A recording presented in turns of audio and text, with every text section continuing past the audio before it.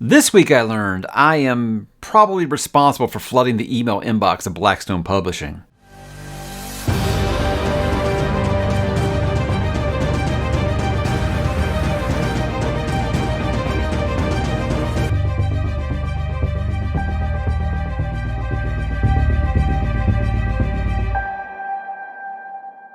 Hey, what's up, bookworms? Mike back with another weekly update, the first of 2024. So another new year, another new set of weekly update videos. Guys, I do enjoy making these, and I hope that you guys continue to like them as we push into year number 5 here on the channel. Let's begin like usual, guys. Let's talk about what am I reading. Well, I've been reading Assassin's Fate. Okay, about the third of the way through. Does that really look like the third? I don't really tell.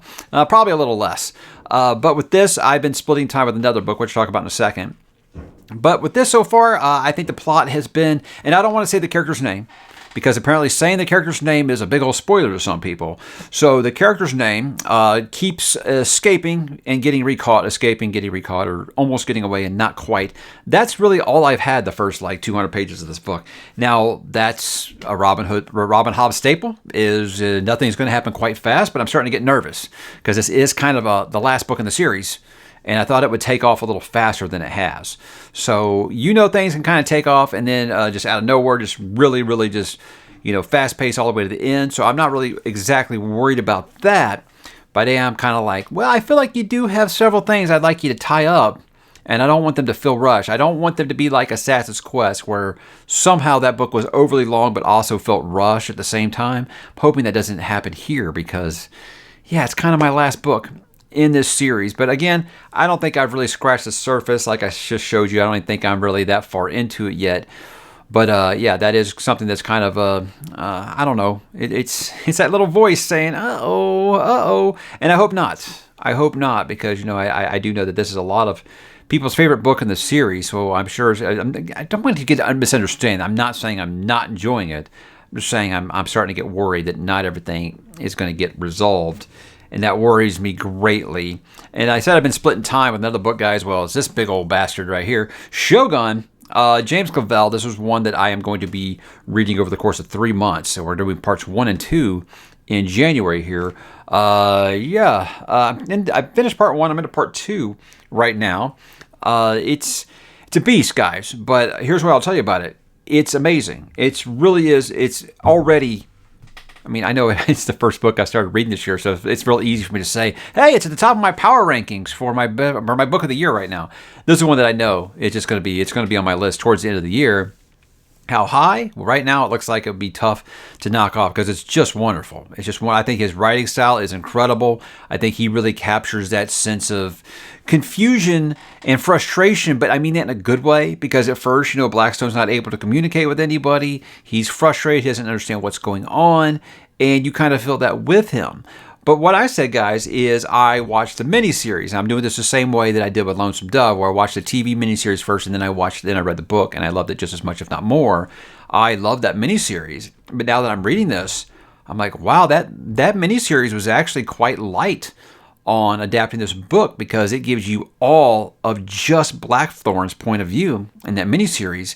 And it doesn't give you anything from the Japanese point of view. Whereas this, I was like, this is wonderful, because there's so many times I was watching that miniseries. I'm like, Omi and Yabu, I don't understand why they are the way they are. I'm getting that in this one. I'm understanding now. It's giving me so much more of those characters because I'm getting stuff from their point of view as well.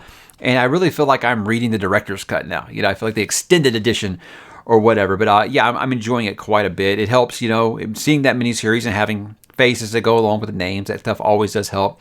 But there's more characters that weren't in that miniseries, and I'm getting more of each of those characters. So, but chalk another one up, guys, so the book is better than the movie, right? I think that's always going to be the case, just about always. And with this, so far it is. And I like that miniseries quite a bit, but I'm enjoying this ride a lot more. And I think that's kind of been taking away a little bit from Assassin's Fate right now, is because I find myself being like, I got these 2 chonkers. Which one am I picking up today? And I'm always reaching for Shogun. So I think that might be kind of affecting things a little bit. So I don't know. I might just keep on working on Shogun. I might just continue to split time between the two. But if I ever feel like it's being a detriment to the other one, then I will just focus on one and not the other. But, we've got so many people on the Discord that are reading along with me on Shogun. Trying to keep up with them has been kind of part of the fun, because the discussion has been quite robust, and I'm very, very happy that others did decide to join me, and they're going to be doing the same schedule as I am. So we'll be stopping at the end of part 2, which I think is about 100 pages away or so. So exciting. I'm very, very encouraged with what I have read so far. What am I going to read? Well, guys, these are going to keep me busy for the next week, at least. I have no illusions under God that I'll be finishing with both of these, by this time next week. I don't know, at least not to a point to where I can say, hey, I'm going to be started diving into a whole new book. If I do, I guess I haven't really had much updates on the old Threadlight Omnibus Kickstarter edition. I haven't really had a ton of updates if that's going to be coming this month or not.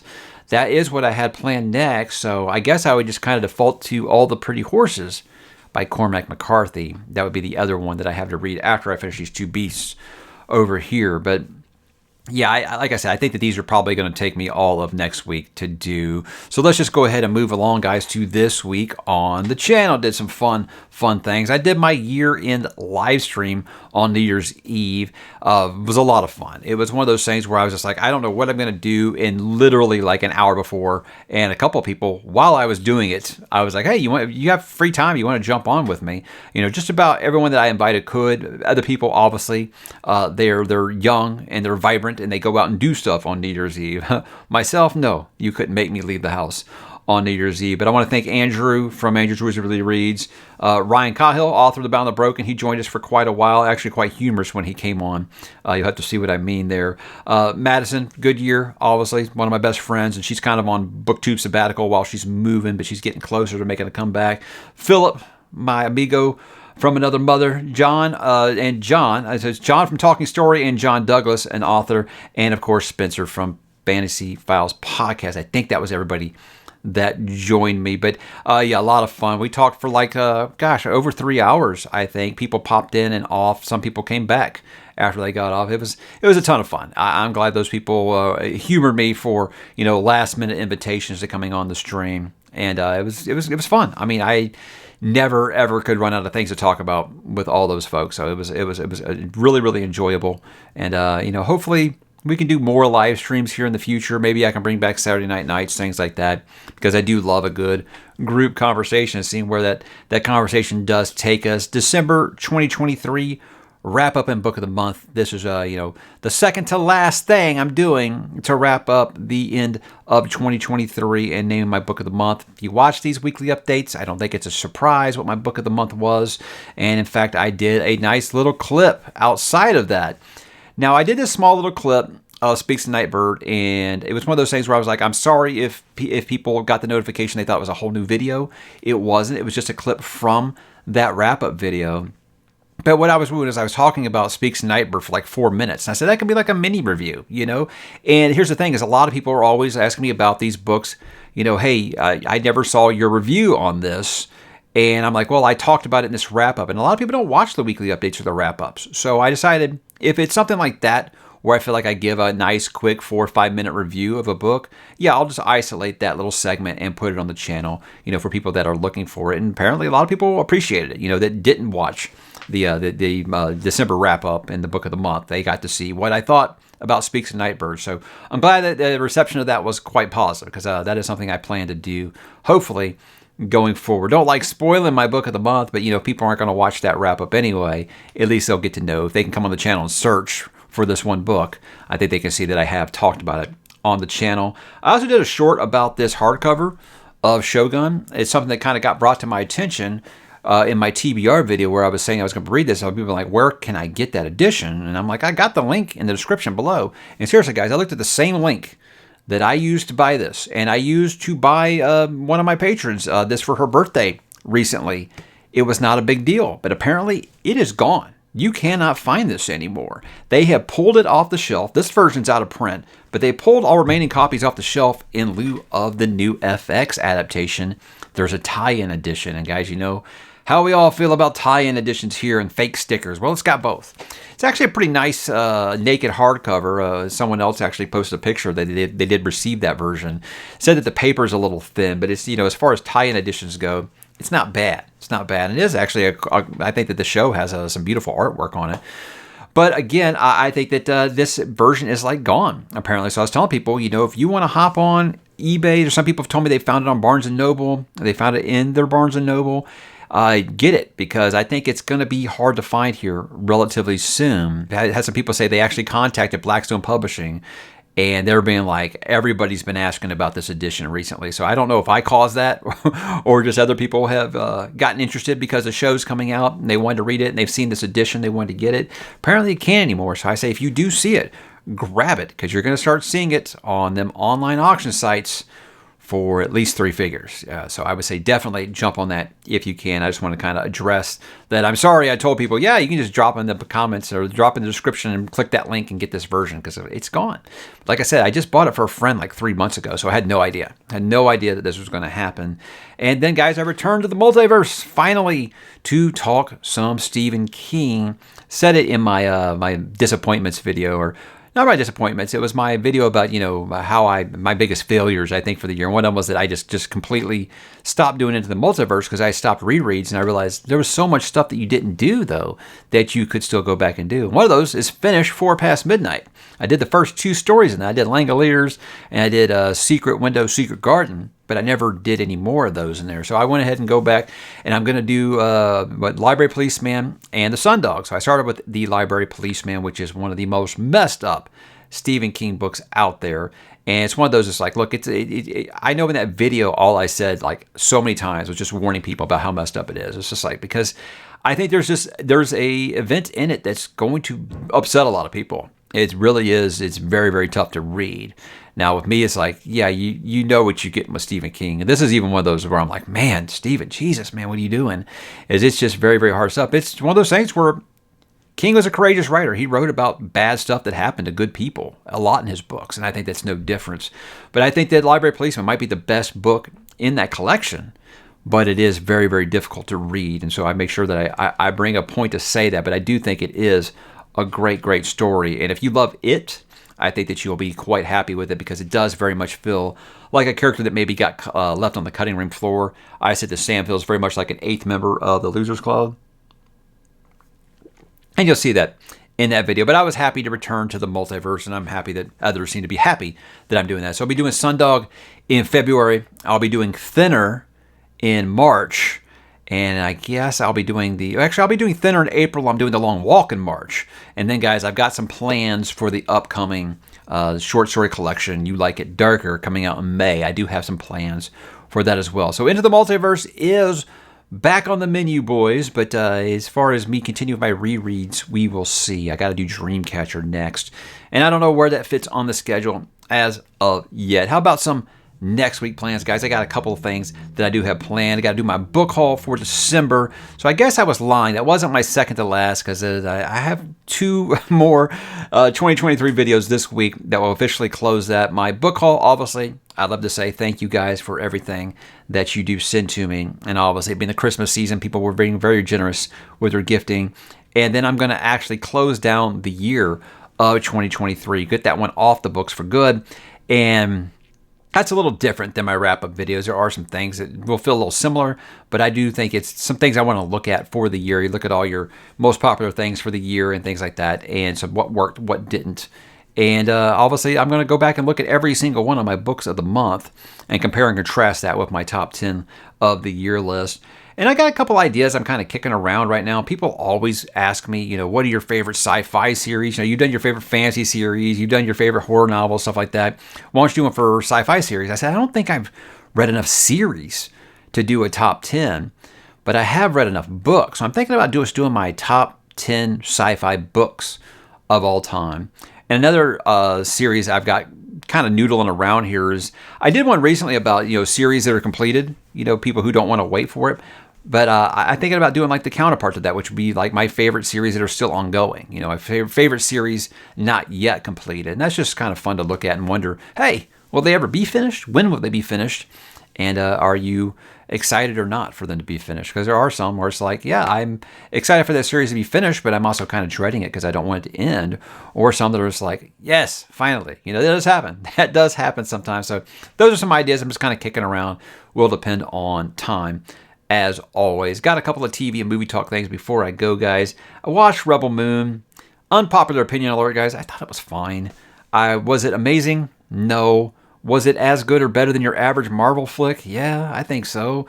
I see so many people complain. Now I understand it. Zack Snyder is just a lightning rod for divisive opinions because I feel like his apologists are just as bad as his detractors. They're both just so bad. And when you're someone like me, it's kind of caught in the middle. Look, I like more of his movies than I dislike, but I definitely don't think the guy's infallible. He has a lot of things I think that, yeah, that's not what I would have done there.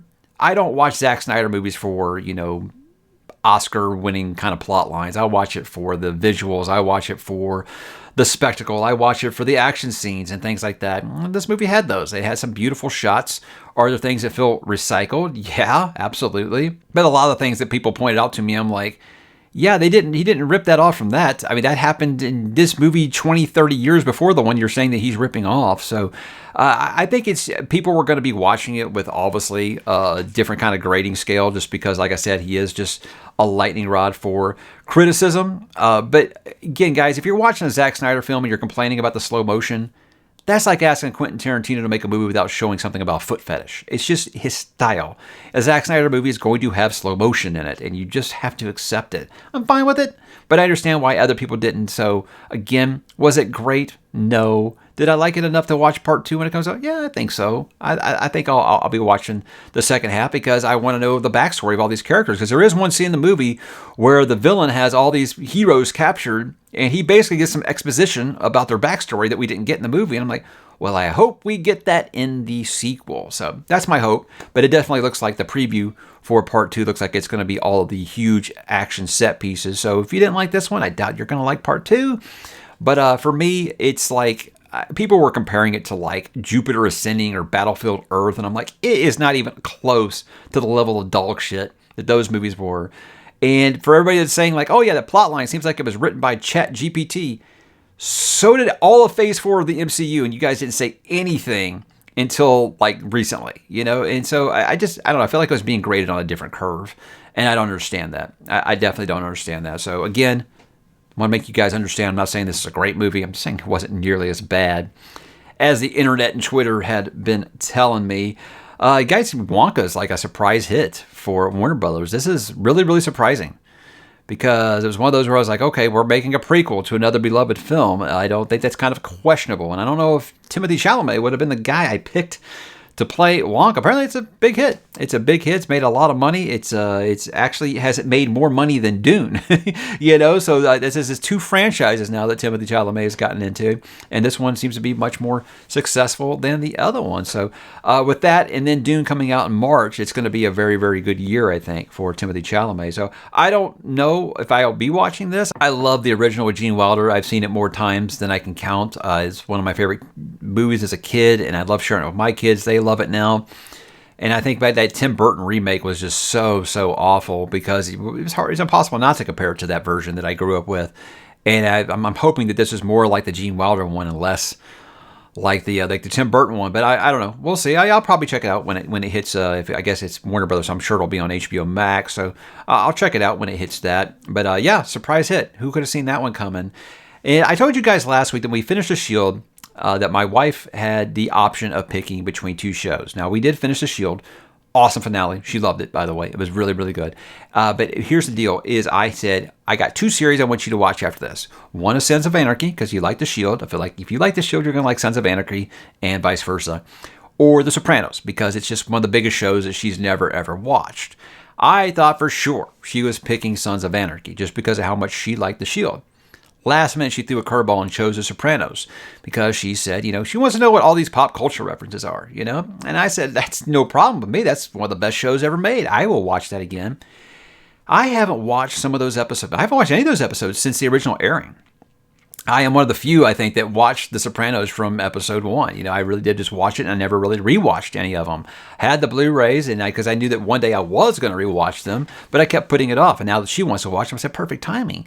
And I am surprised I remember as much as I do, but this is like watching it again for the first time for me. So I remember bits and pieces, but a lot of stuff here in the early going. We watched the first 5 episodes this week, and that tells you how much she's liking it. So it's one of those things.